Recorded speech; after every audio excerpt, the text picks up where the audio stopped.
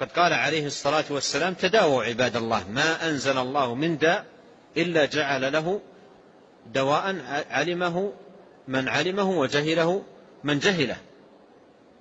التداوي مباح بالأدوية المشروعة أو الأدوية التي ليست محرمة، لا يدل الشرع على حرمتها، وعلم بالتجربة أنها نافعة مفيدة.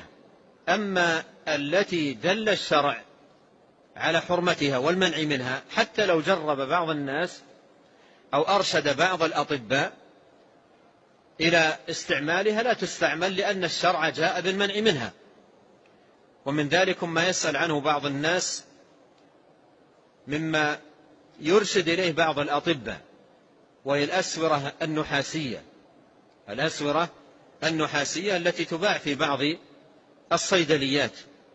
هذه وإن جربها بعض الناس وأرشد إليها بعض الأطباء، تبقى داخلة تحت الأحاديث التي تنهى عن التعاليق، مثل الحديث الذي فيه أن النبي صلى الله عليه وسلم رأى في يد رجل خيط أو حلقة من صفر، قال: ما هذه؟ قال: من الواهنة. قال: انزعها فإنها لا تزيدك إلا وهنا.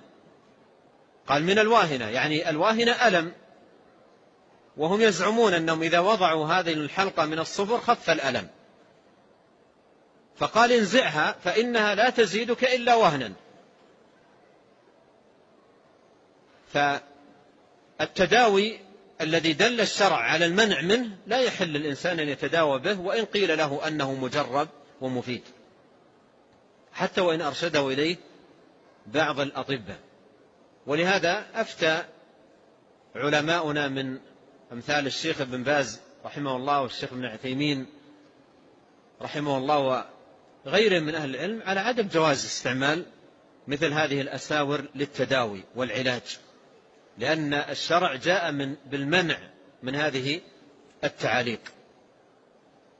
وقد قال عليه الصلاة والسلام: من تعلق شيئا وكل إليه، من تعلق شيئا وكل إليه. وقال: إن التمائم والتولة شرك، والأحاديث عنه صلوات الله وسلامه عليه في هذا المعنى كثيرة.